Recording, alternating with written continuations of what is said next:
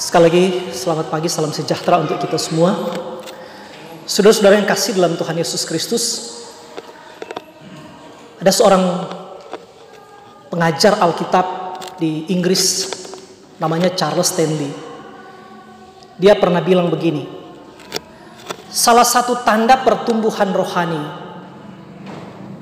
adalah adanya kemauan yang kuat, adanya gairah yang berapi-api untuk mempelajari firman Tuhan. Jadi tidak hanya membaca, tapi mempelajari firman Tuhan. Lalu kemudian Charles Stanley mengatakan, kalau Anda merasa Anda sedang baik-baik saja, tetapi Anda jarang membaca Alkitab, apalagi mempelajarinya, maka itu berarti dan itu sebenarnya menjadi tanda ada yang salah dengan iman Anda. Anda tidak sedang bertumbuh, dan kalaupun bertumbuh, maka itu pasti sedang bertumbuh ke arah yang salah. Saudara boleh search di Google, ada 13 tanda pertumbuhan rohani yang disampaikan, diajarkan oleh Charles Stanley. Jadi untuk selamat kita perlu iman, tapi untuk bertumbuh kita perlu firman, kita perlu pengajaran-pengajaran, kita perlu doktrin-doktrin yang benar. Sekali lagi kita ulang kalimat tadi menjadi penting. Untuk selamat kita perlu iman, tapi untuk bertumbuh kita perlu firman, kita perlu pengajaran-pengajaran, kita perlu doktrin-doktrin yang benar. Pendeta Stephen Tong pernah mengatakan begini, gereja tanpa doktrin ibarat tubuh tanpa tulang. Coba saudara bayangkan kalau tubuh kongnya tidak ada tulang, tawak semua, daging semua, bagaimana dia akan berdiri tegak? Tapi memang persoalannya tidak semua, tapi di banyak tempat mimbar-mimbar seperti ini tidak lagi menjadi tempat mengajar. Jemaat juga tidak dikondisikan untuk terus bertumbuh, bergairah mempelajari firman Tuhan, mempelajari doktrin-doktrin yang benar. Sehingga sangat miris, sangat memprihatinkan ketika misalnya mimbar-mimbar gereja seperti ini tinggal menjadi tempat atau sarana seruan-seruan moral. Bukan tidak penting seruan moral. Maksudnya kalau dari mimbar ini kurang mau bilang jemaat hidup baik-baik, hidup jujur, jangan korupsi, kerja baik-baik. Apa DP beda dengan mimbar agama Islam, mimbar agama Hindu, mimbar agama Buddha? Mereka juga mengajarkan kebaikan-kebaikan moral, bukan? Yang membedakan mimbar agama Kristen dengan mimbar-mimbar yang lain adalah berita tentang Kristus. Amin. Dalam segala aspeknya, dalam segala bentuknya. Maka ketika gereja tidak lagi berfokus pada firman, tidak berfokus pada Kristus, tidak berfokus pada pengajaran-pengajaran yang benar, lama-kelamaan gereja itu akan mati. Dia tinggal menjadi semacam perkumpulan sosial biasa, hanya bermerek gereja. Maka mari kita mulai. Saya mengingatkan ini, mungkin juga di antara kita banyak yang dalam kesadaran ini, tapi saya mengingatkan terus. Karena itu saya ulang kata-kata dari Charles Stanley tadi, bagus sekali. Salah satu tanda pertumbuhan rohani seseorang adalah, mari tanya, apakah ada gairah, apakah ada hasrat yang kuat untuk mau mempelajari firman Tuhan. Mau, bukan cuma baca, mempelajari kebenaran-kebenaran firman Tuhan. Sehingga praktisnya, coba kita ingat lagi, dalam satu minggu berapa waktu yang kita pakai untuk membaca Alkitab? Ada orang-orang yang rasa stres kalau soalnya tidak ada pulsa di PHP. Susah ini berapa mati ini dunia kalau sudah boleh berselancar di media sosial. Tapi merasa tidak apa-apa kalau tidak baca Alkitab. Betul? Karena itu saya berharap mari kita kembali. Jadi kita ulang lagi tadi yang Charles Stanley bilang. Kalau Anda merasa baik-baik saja, Anda merasa iman Anda sedang baik-baik saja, padahal Anda jarang membaca Alkitab, apalagi mempelajari Alkitab, maka itu tanda Anda tidak sedang bertumbuh, atau kalau bertumbuh Anda sedang bertumbuh ke arah yang salah. Ini tidak dimaksudkan untuk menghakimi kita, nah, tapi ini dimaksudkan untuk mendorong kita. Mari kita kembali kepada perilaku kekristenan yang sejati. Nah, saudara-saudara yang kasih dalam Tuhan Yesus Kristus, memang kalau saudara membaca 5 pasal kitab Yakobus ini, sangat kitab Yakobus ini adalah salah satu kitab yang sangat praktikal, sangat praktis, nyandak banyak bicara doktrin. Kalau kita misalnya bandingkan dengan surat-surat Rasul Paulus yang lain, bukan berarti dia tidak mementingkan itu, tetapi inilah cara Tuhan. Ada orang-orang yang Tuhan pakai untuk mengajarkan teologi yang begitu mendalam, seperti misalnya Rasul Paulus atau Petrus. Tapi ada orang-orang yang Tuhan pakai untuk mengimbangi bagaimana jemaat yang memiliki iman yang kuat, tapi kemudian teraplikasi dalam perilaku-perilaku yang benar. Nah, jadi ada keseimbangan. Yakobus ini memang menjadi salah satu kitab yang banyak memberi nasihat-nasihat moral. Sekali lagi kita ulang, bukan berarti Yakobus tidak mementingkan doktrin, bukan berarti tidak mementingkan bagaimana konsep-konsep iman nyanda. Karena itu ada kata kunci yang Yakobus bilang adalah imanmu akan kelihatan dari perbuatanmu. Perbuatan-perbuatan yang benar pasti lahir dari iman yang benar. Perbuatan-perbuatan yang salah pasti imannya salah. Iman yang benar akan teraplikasi, terwujud nyata dalam perilaku-perilaku yang benar. Tapi kalau imannya rusak, pemahamannya rusak, konsep-konsep kekristenannya rusak, maka pasti akan berdampak pada perilaku-perilakunya juga menjadi tidak benar. Ada dia bahasa keren, bahasa buku, ortodoksi mempengaruhi ortopraksis. Ortodoksi itu artinya pemahaman yang benar, iman yang benar, konsep yang benar. Ortopraksis artinya perilaku yang benar. Nah, apakah belajar-belajar itu istilah-istilah begitu kan? Jadi ada kok semua di Google, coba cari yang suka berselancar. Ortodoksi mempengaruhi ortopraksis. Jadi iman yang benar pasti akan melahirkan tindakan-tindakan yang benar. Bagaimana cara orang Kristen menyikapi segala sesuatu yang ada di dunia ini sangat bergantung pada sejauh mana imannya benar atau salah. Nah, karena itu sekali lagi kita bilang, kalau orang membaca seluruh kitab Yakobus ini 5 pasal, kalau saudara baca ini Yakobus paling tinggi setengah jam kelar. Maksudnya dari pasal 1 sampai pasal 5. Paling tinggi setengah jam kelar kalau baca semua.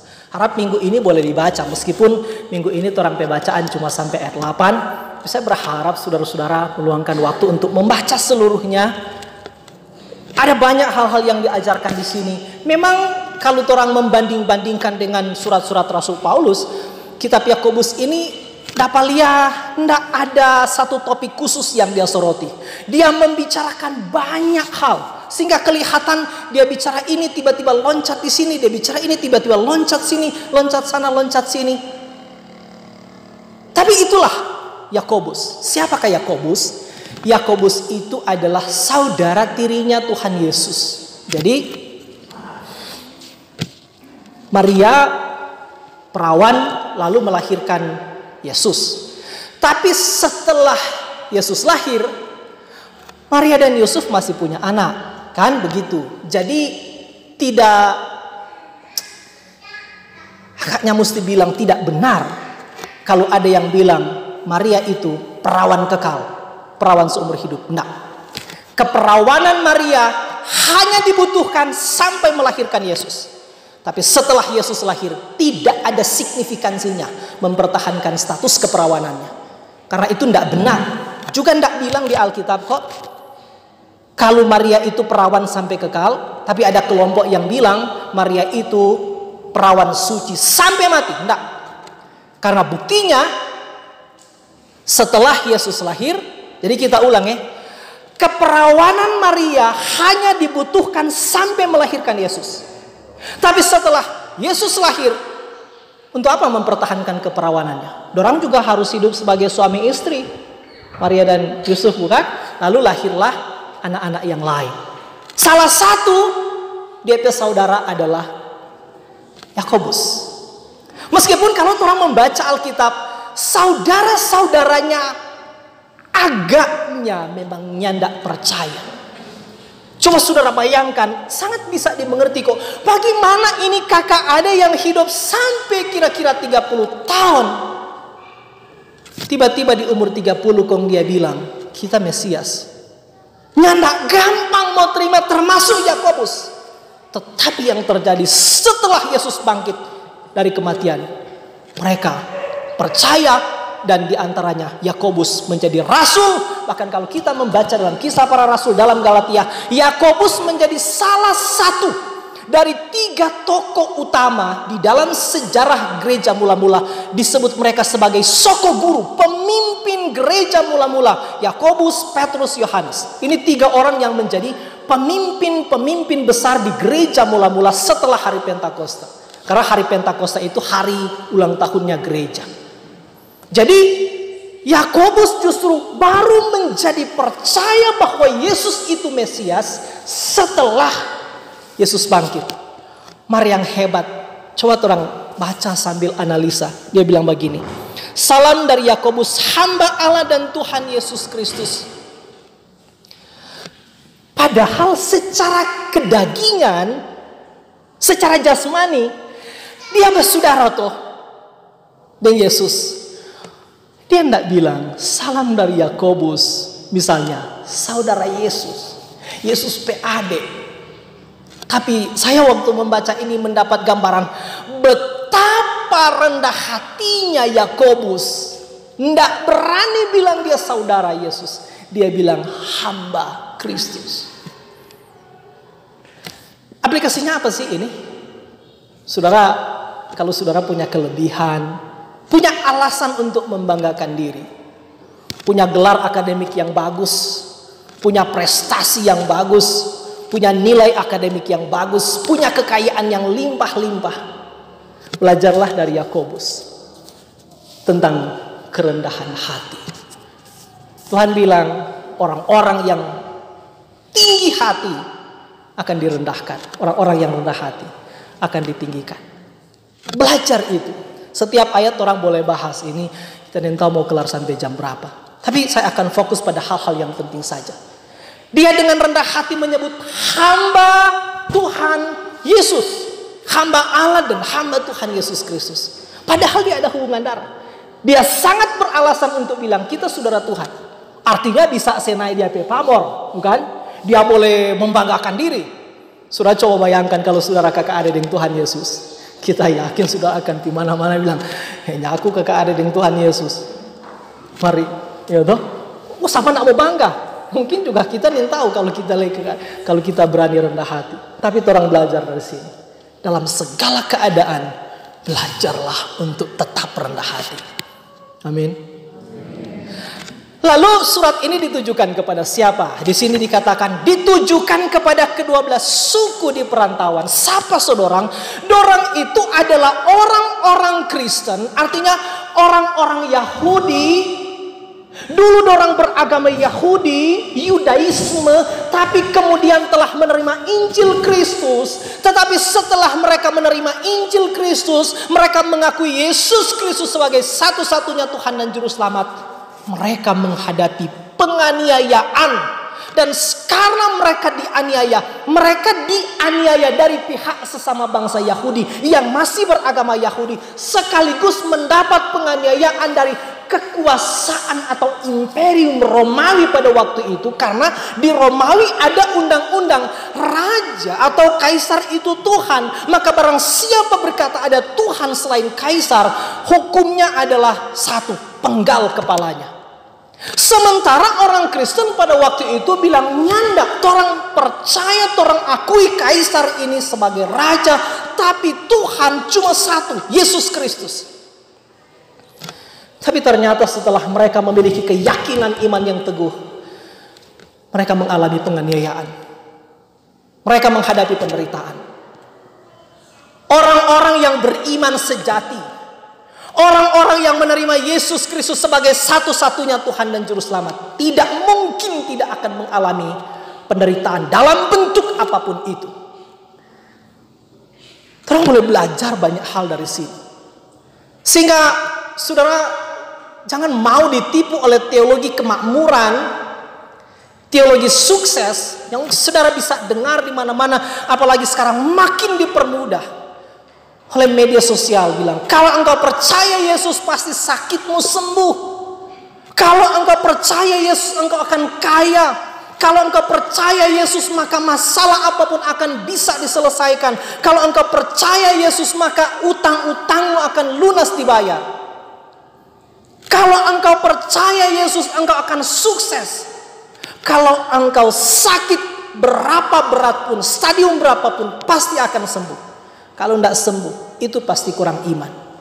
Itu ajaran-ajaran yang salah, ajaran-ajaran yang sesat. Yesus Kristus satu-satunya pemimpin. Kalau kita menyebut diri pemimpin, Yesus Kristus satu-satunya pemimpin yang jujur, yang tidak pernah menipu orang untuk mengikut Dia. Yesus satu-satunya yang bilang, barang siapa mau ikut aku, dia harus menyangkal diri, harus memikul salib, dan harus mengikut aku. Menyangkal diri, memikul salib, mengikut aku. Saudara, di Matius pasal 7 itu ditulis. Ada Tape Tamang yang sangat kritis membaca Alkitab. Dia bilang begini, Hani, menurut ngana syarat ikut Yesus berapa? Saya bilang 3. Menyangkal diri, memikul salib, dan mengikut Yesus. Dia bilang sebenarnya cuma 2. Kalau mau baca, coba saudara baca di Matius pasal 7 supaya jelaskan. Jangan-jangan orang yang salah baca, maksudnya pasal 16. Coba baca di Matius 16 ayat 24.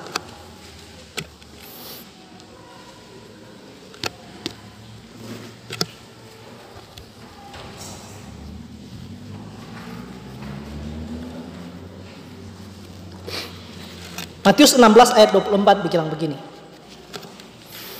Lalu Yesus berkata kepada murid-muridnya, setiap orang yang mau mengikut aku, ia harus menyangkal dirinya, memikul salibnya, dan mengikut aku. Dalam satu ayat ini muncul berapa kali kata mengikut? Coba lihat di Alkitab. Lalu Yesus berkata kepada murid-muridnya, setiap orang yang mau mengikut aku, ia harus menyangkal dirinya, memikul salibnya, dan mengikut aku. Berapa kali kata mengikut? 2. Kong Tape Tamang bilang, jadi sebenarnya boleh baca begini kok. Setiap orang yang mau mengikut aku harus menyangkal dirinya, memikul salibnya, dan mengikut aku. Tuh mengikut ini C1 job, misalnya C1 di atas. Jadi DP syarat, setiap orang yang mau mengikut aku, ia harus menyangkal diri, memikul salib. Sudah, selesai. Siapa mesti 2 kali mengikut? Kita bilang memang tetap mesti tulis. Karena apa ibu bapak? Setelah periksa DP bahasa Yunani, di bahasa Yunani muncul 2 istilah yang memang dalam bahasa Indonesia sama-sama diterjemahkan dengan mengikut. Kita cari-cari DP padanan bahasa Indonesia. Agak susah memang, karena itu LAI, Lembaga Alkitab Indonesia, hanya terjemahkan 2-2 mengikut. Tapi ada yang istilah yang kita tidak tahu kalau bahasa di sini. Kita mau pinjam istilahnya orang Tombulu, tapi luhur orang Pinaras. Di Tomohon, di Tombulu ada 2 istilah yang sering dipakai untuk diterjemahkan kata mengikut. Pertama, misalnya, mama tanya pak anak, toleh, kok kumiit? Kumiit artinya iko. Biasanya waktu mama tanya, kok kumiit? Anak akan memberi beberapa reaksi. Mau pi mana soma? Mau pi sana.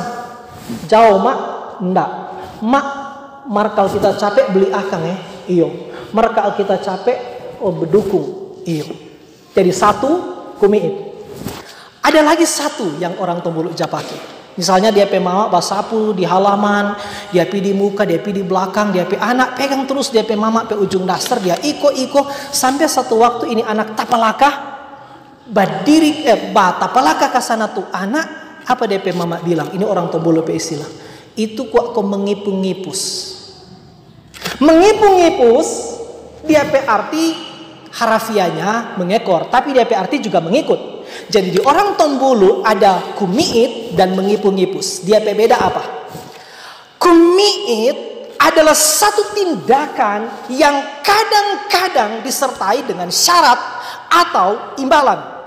Tapi mengipung-ngipus adalah suatu tindakan yang dilakukan oleh seseorang walaupun dia tidak akan mendapat apa-apa. Karena dia tahu biar jok kita pe mama ndak polo, biar tape mama ndak dukung, biar tape mama ndak segula-gula, mar kita tahu kita ikut tape mama aman, karena itu kita mau ikut biar ndak dapat apa-apa daripada tape mama saya tinggal di rumah. Boleh dapat mengerti? Jadi kumiit suatu tindakan yang kadang-kadang disertai dengan permintaan imbalan, tapi mengipung-ngipus suatu tindakan yang total meskipun ndak mau dapat apa-apa, karena cuma itu yang dia boleh backing. Hidupnya aman. Kira-kira kalau boleh saya bandingkan dengan di sini, kira-kira Yesus mau bilang begini. Setiap orang yang mau kumiitnyaku harus menyangkal diri, memikul salib dan mengipung-ngipusnyaku. Boleh dapat mengerti? Siapa Yesus nak pakai kumiit saja dua-dua? Karena dia bahasa Yunani opiso dan okuliteo. Siapa nak pakai kumiit saja? Ada bahaya.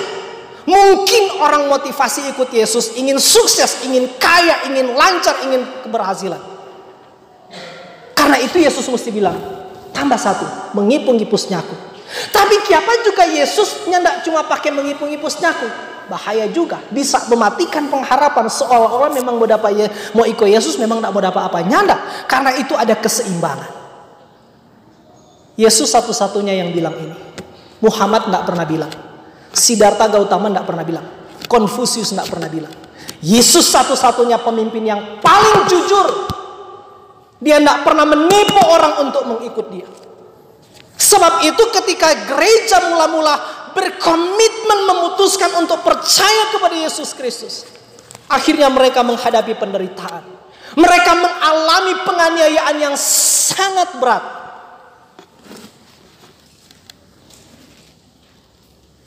Lalu mereka mulai tersebar dari luar tanah Israel.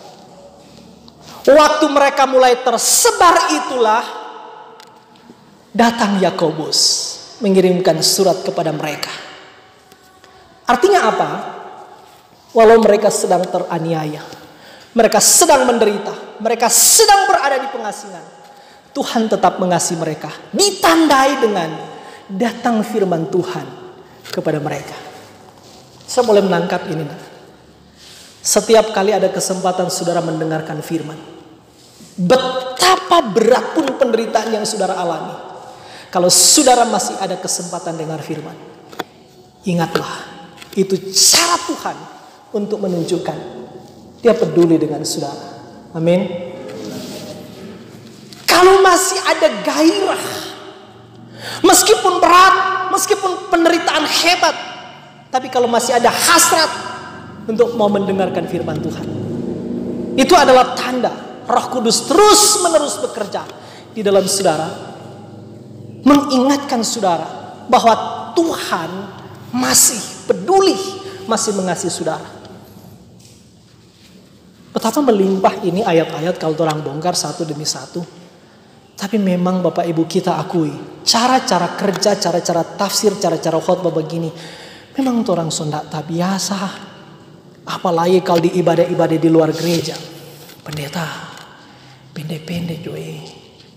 Singkat-singkat joy. Khotbah singkat. Suka dapat berkat banyak? Suka. Markhotbah suka pendek-pendek. Saya berharap kita bertobat dan kembali kepada prinsip-prinsip firman Tuhan yang benar. Jadi merekalah yang menjadi alamat orang-orang Kristen yang sedang teraniaya. Karena itu muncul di ayat 2 begini, saudara-saudaraku, anggaplah sebagai suatu kebahagiaan apabila kamu jatuh ke dalam berbagai-bagai pencobaan, sebab kamu tahu bahwa ujian terhadap imanmu itu menghasilkan ketekunan. Saudara perhatikan, di sini muncul dua istilah penting, ujian dan pencobaan, pencobaan dan ujian. Apakah saudara perhatikan itu? Ujian dan pencobaan beda dalam 3 hal. 1, dari segi sumber. Ujian datang dari Tuhan, pencobaan datang dari iblis. 2, sifatnya. Ujian itu bersifat positif, tapi pencobaan itu bersifat negatif.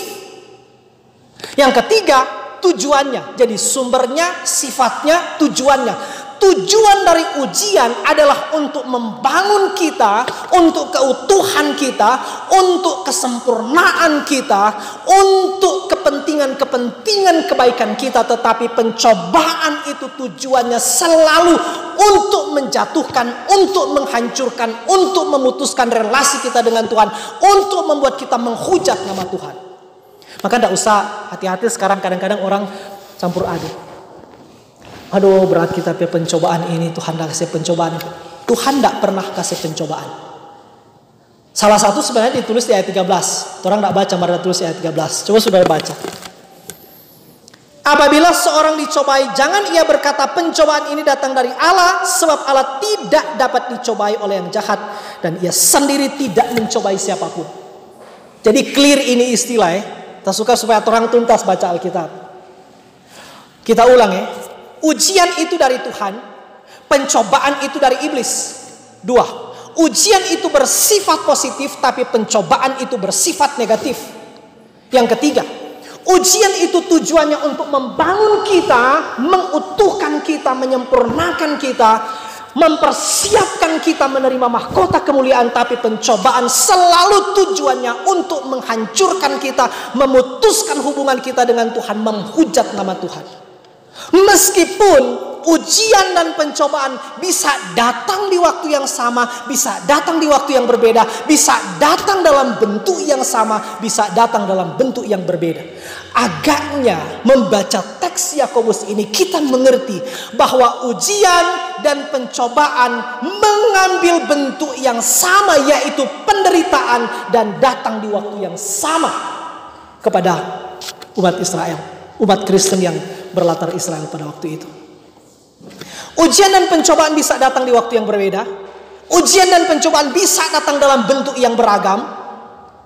Di Alkitab Perjanjian Lama memang ada contoh yang paling konkret tentang ada satu keluarga yang di satu saat mengalami penderitaan, mengalami ujian sekaligus pencobaan, bentuknya penderitaan. Itu keluarga Ayub.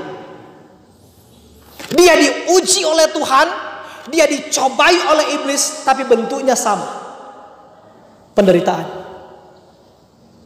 Ada banyak cara Tuhan bisa menguji kita. Kekayaan bisa jadi ujian, kecerdasan bisa menjadi ujian, kecerdasan bisa menjadi ujian, bisa menjadi kebahagiaan, bisa menjadi ujian, kelimpahan bisa menjadi ujian. Tapi kita fokus menurut konteks yang kita baca dalam Yakobus. Dia bicara tentang penganiayaan, penderitaan. Yang tidak ada tuh di sekolah Encik bilang begini, anak-anak mulai minggu depan, sekarang belajar cuy. Mulai minggu depan orang semua masa-masa pencobaan semester. Yang tidak toh, mesti ujian semester toh. Karena kadang-kadang orang kok kacau bercerita, aduh Tuhan saya pencobaan ini berat. Tuhan tidak pernah mencobai, yang mencobai iblis. Nah menariknya di dalam Yakobus yang kita baca muncul dua istilah itu, pencobaan dan ujian. Bagaimana kita bersikap terhadap pencobaan, itu yang penting. Orang perhatikan keluarga Ayub. Mereka betul-betul dicobai dan sekaligus diuji dengan sangat hebat penderitaan itu. Tapi waktu mengalami itu, coba perhatikan bagaimana reaksi Ayub dan reaksi istri Ayub. Apa Ayub bilang? Waktu anak-anaknya yang 10 mati, waktu seluruh hartanya habis, waktu kesehatannya direnggut dari dia, apa dia bilang? Ya, semua ini Tuhan dah kasih. Kalau Tuhan mau ambil, biar terpuji nama Tuhan. Itu kemudian menjadi kutipan biasa di ibadah-ibadah penghiburan. Iya toh, Tuhan yang memberi, Tuhan yang mengambil, terpujilah nama Tuhan. Karena dalam konteks itu, Mar coba lihat tuh istri Ayub bereaksi. Sudah tahu apa istri Ayub bilang? Ayub, kalian apa model? Kira-kira kalau dia cuma orang sini, tahu tuh istri Ayub. Dia sudah bilang begini, Ayub, sia-sia ngana ada beriman, sia-sia ngana jadi majelis. Apa Tuhan dah kasih pengana? Sia-sia taat, sia-sia rajin ibadah, sia-sia setia, sia-sia jadi pelayan khusus, sia-sia ngana rajin beritakan firman. Mungkin begitu. Lalu dia bilang apa? Kutukilah Allahmu dan matilah engkau. Suami istri beda reaksi ketika menghadapi ujian dan pencobaan. Mungkin itulah juga sebabnya. Mungkin nih. Kita mau tanya, ibu bapak, ada yang tahu istri Ayub nama?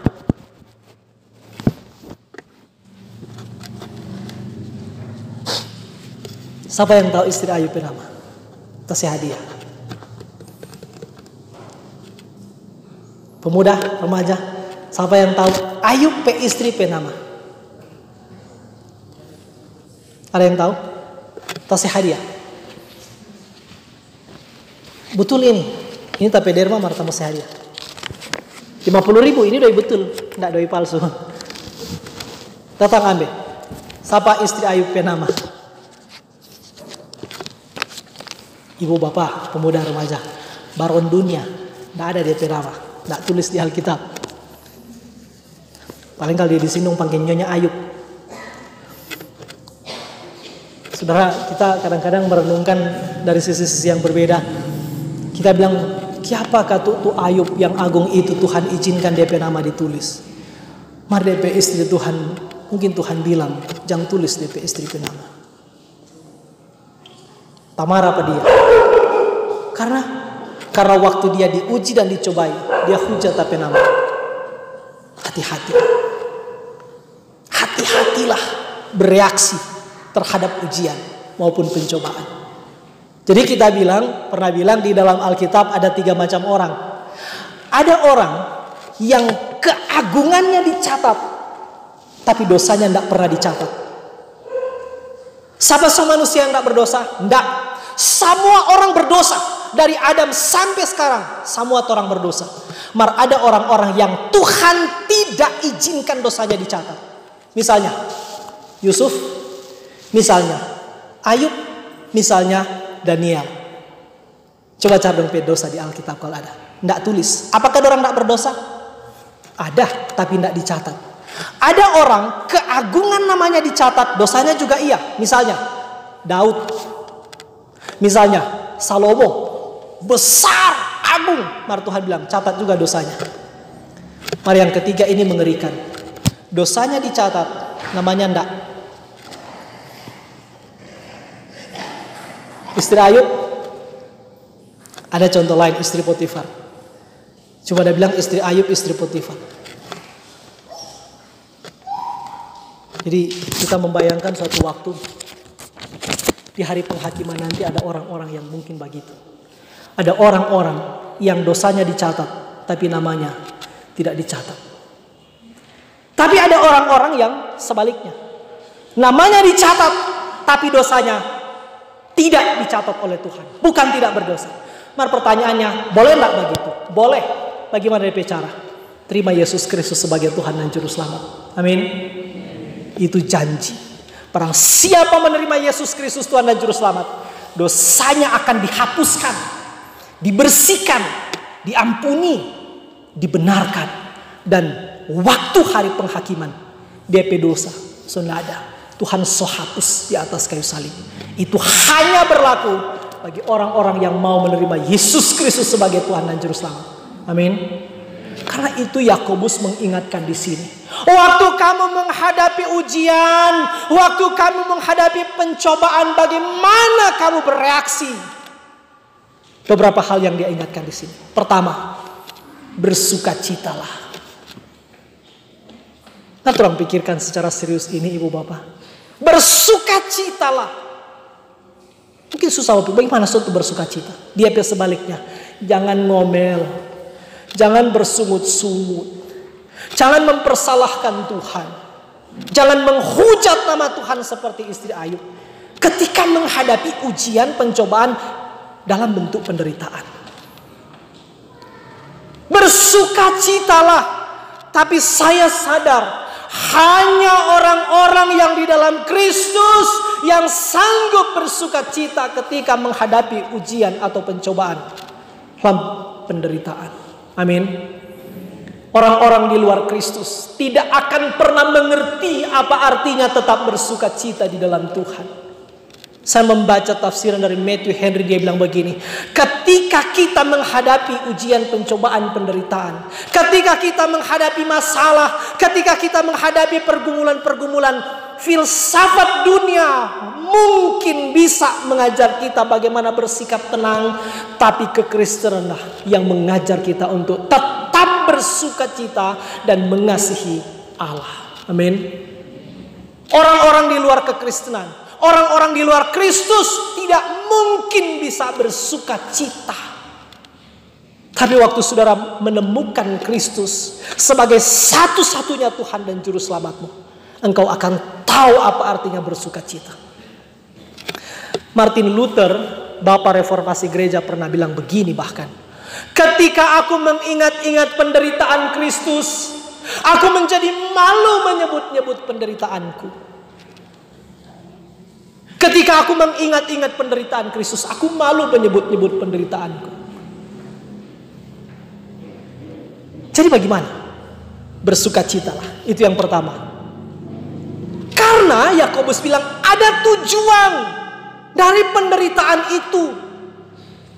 Seperti emas harus dibakar untuk memperoleh emas murni. Demikianlah iman kita.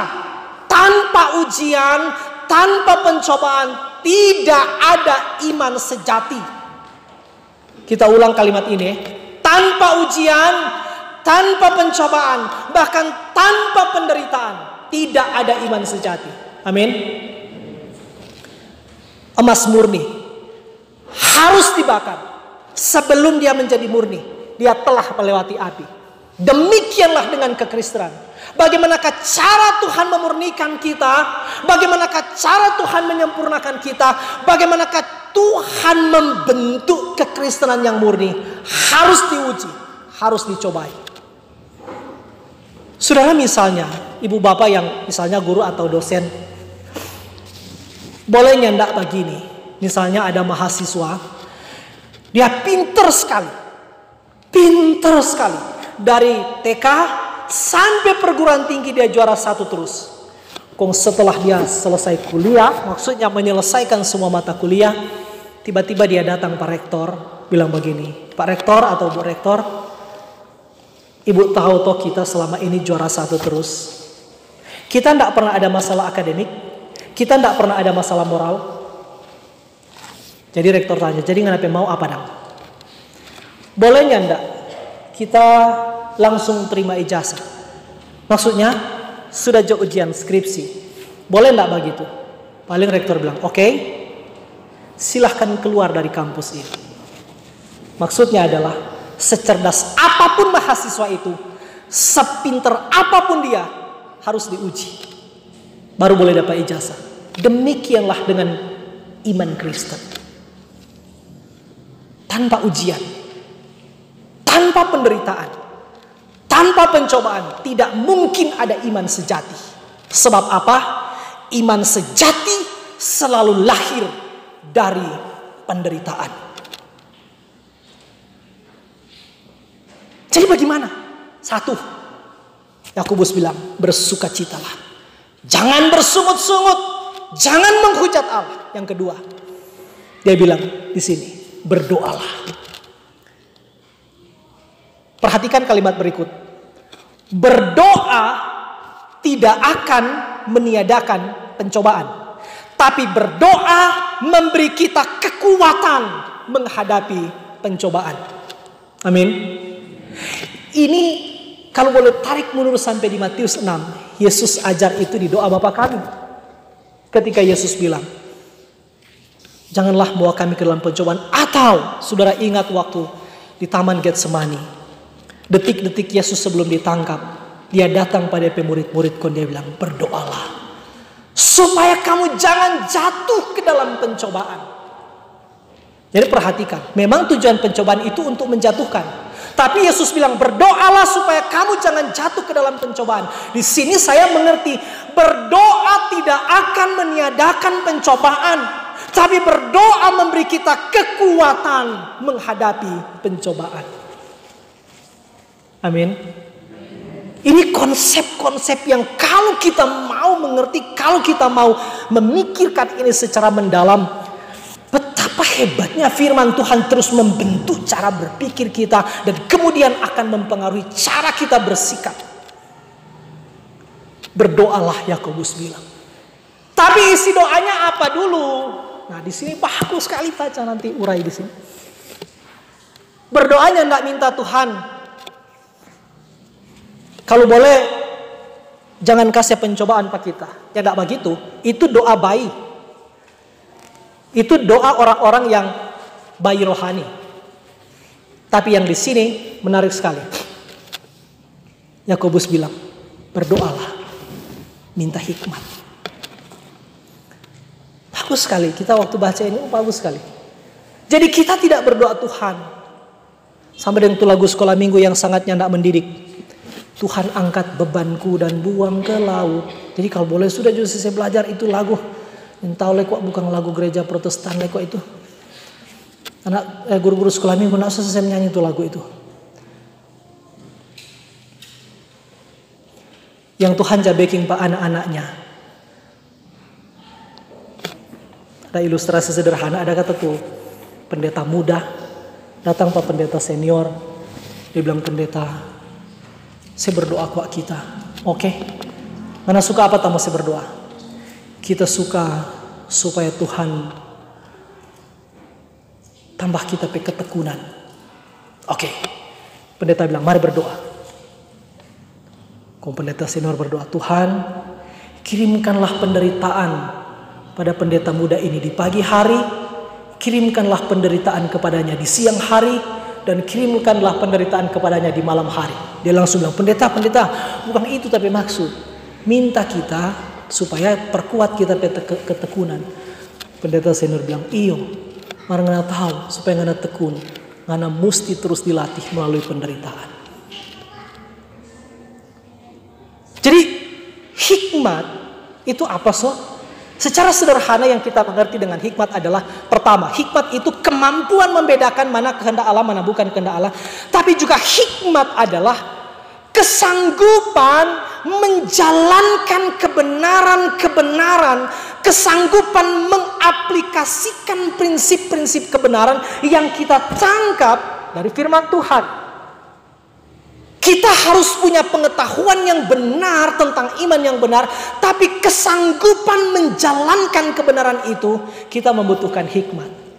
Kesanggupan menghadapi penderitaan, kesanggupan menghadapi kesulitan-kesulitan itu kita membutuhkan hikmat. Hikmat dari Allah. Karena itu waktu orang menghadapi kesulitan, jangan cepat-cepat minta, Tuhan, sama dengan itu lagu sekolah minggu, angka ini beban. Itu doa anak-anak. Doa orang dewasa akan bilang, Tuhan, kasih kita kesanggupan untuk menghadapi ini. Kalau ini Tuhan izinkan untuk membentuk dan memurnikan saya. Amin. Karena apa? Yakobus bilang, tujuannya supaya engkau makin tekun, supaya engkau sempurna, supaya engkau tidak kekurangan sesuatu apapun. Itu tuh tujuan penderitaan di sini. Mari, ini tuh teologi penderitaan. Nah, seperti Yesus harus mengalami itu, maka anak-anaknya juga harus mengalami. Tapi bagaimana bersikap? Ya paling gampang memang ikut tuh Yesus berdoa. Sekiranya boleh cawan ini lalu daripadaku, ambillah. Tapi bukan kehendakku yang jadi, jadilah kehendak. Karena justru dengan cara itu, Yakobus bilang, dengan cara itu kalau saudara baca, sebab kamu tahu bahwa ujian terhadap imanmu itu menghasilkan ketekunan, dan biarkanlah ketekunan itu memperoleh buah yang matang, supaya kamu menjadi sempurna, kamu menjadi utuh, kamu tidak mengalami kekurangan sesuatu apapun. Itu tujuan. Itu kalau orang analisa ini ayat-ayat ini akan membentuk banyak hal. Minta maaf ini khotbah lama, cuma sekarang lewat tak mau datang setahu sini. Kaget Tuhan semua panggil kita sebentar.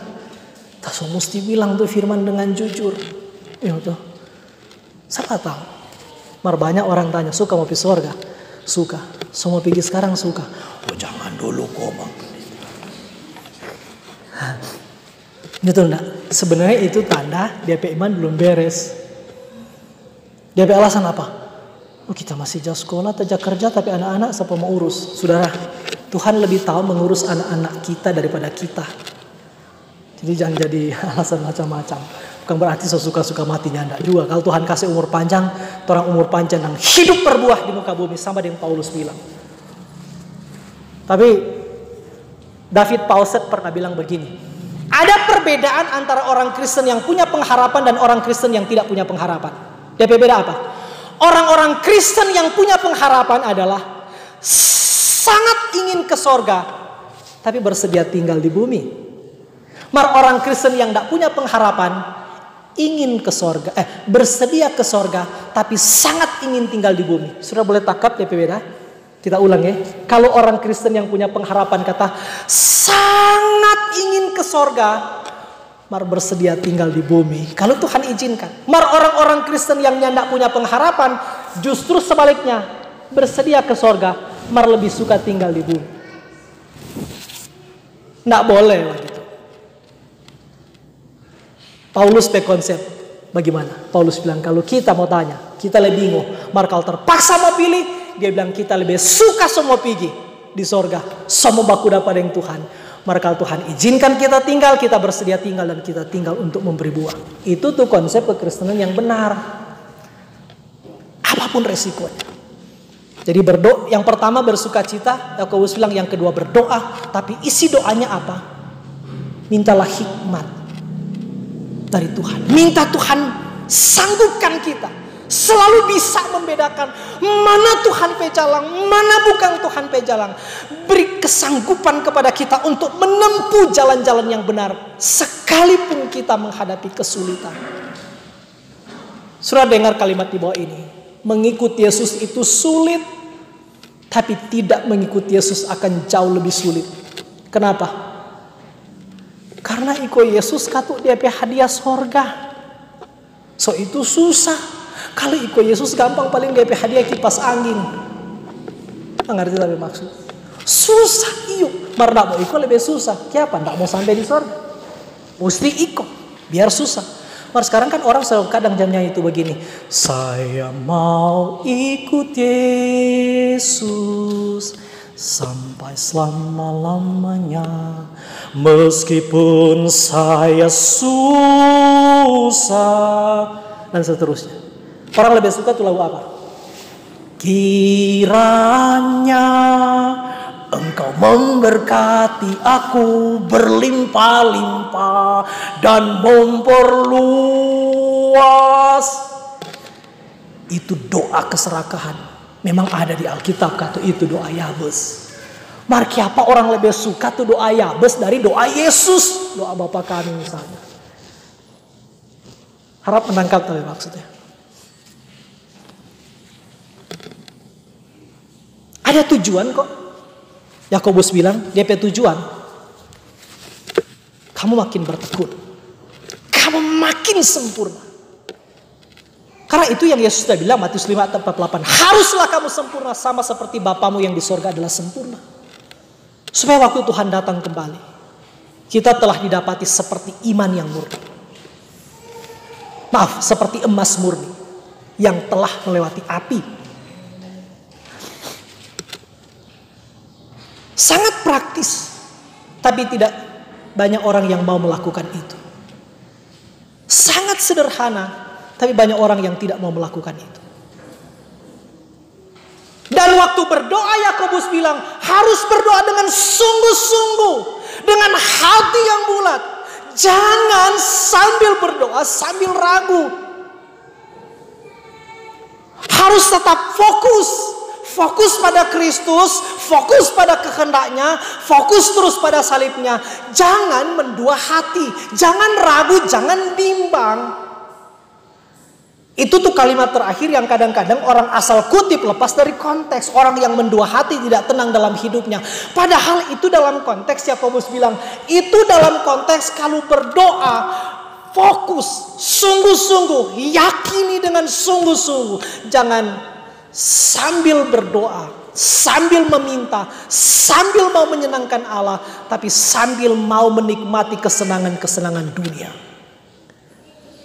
Dampaknya apa? Paling kurang 2 Yakobus bilang. 1, orang tidak mau dapat apa-apa dari Tuhan. Orang yang mendua hati tidak mau dapat apa-apa dari Tuhan. Tuh. Orang yang demikian, ayat 7. Janganlah mengira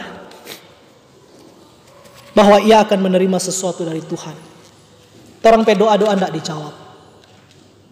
Meskipun cara Tuhan menjawab doa kita bisa tidak sesuai dengan cara kita, bisa tidak sesuai dengan waktu kita. Itu Tuhan cara jawab doa paling kurang umum yang orang tahu apa? Yes. Iyo. Atau boleh Tuhan bilang tunggu. Atau Tuhan boleh bilang nyanda. Tas saya contoh. Paling lambat 5 menit tas saya kelari. Karena tas tahu apa tamu bilang abis ini. Tas saya contoh ibu bapak. Misalnya di rumah sakit. Ada pasien lagi sekarat. Kanker stadium 4. Lagi sekarat di rumah sakit kong. Dia begini. Dokter, misalnya taruhlah DP keluarga. Dokter, dia kata suka mau makan ini. Sesuatu. Kong dokter bilang, enggak boleh. Kira-kira waktu dokter bilang enggak boleh, itu dokter kejam? Enggak tentu. Besoknya Pak Buju lagi, dokter. Dia kata suka mau minum ini dokter. Dia suka sekali. Dokter bilang belum boleh. Waktu dokter enggak kasih, dokter bilang belum boleh. Apakah itu tanda dokter kejam? Enggak baik hati, enggak murah hati? Enggak tentu. Sebaliknya, beberapa hari kemudian, sudah dengar ya? Beberapa hari kemudian, dokter datang. Kok dokter bilang begini Pak keluarga. Ibu bapak, mulai sekarang, apa jo dia suka, iko akan jo. Apa jo dia minta, jangan tahan-tahan lagi. Orang Tombolo bilang, apa mau Pak Azna kita noda. Saudara, kalau saudara dengar tuh dokter so bilang apa jo dia minta iko akan jo, sebenarnya dia arti apa? Engkau sendiri mengatakannya. Sebenarnya dia arti sondak lama dia, betul? Iko akan jo. Dokter so tahu sondak lama dia. Jadi ternyata mana kotek lebih bagus? Waktu dokter bilang tidak boleh. Atau waktu dokter bilang, apa jo dia mau, iko akan jo. Sebenarnya dalam konteks itu mana lebih bagus? Saudara, kadang-kadang begitu nutu Tuhan. Orang berdoa sampai menangis. Sampai rasa-rasa tuh air mata so habis. Lalu Tuhan bilang, enggak. Bisa. Mari jangan kira Tuhan tidak tahu apa yang paling kita butuhkan. Di sini diperlukan hikmat. Mar hati-hati. Ada orang kuda pada yang kita dibilang pendeta. Kita sekarang rasa senang sekali. Rasa-rasa apa jo kita minta Tuhan langsung ikut akan. Tapi dalam hati kaget kok sondak lama Tuhan saja ikut akan. Nggak katuk begitu. Oh kasih yang baik-baik. Kagak sendak lama Tuhan. Sejak itu akan apa membahas nak kita lah. Orang tombol bilang. Tapi maksud saya adalah kita sangat banyak diubah, disentuh oleh Yakobus.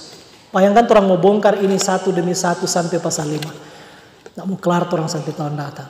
Mereka semua berhenti sampai di sini.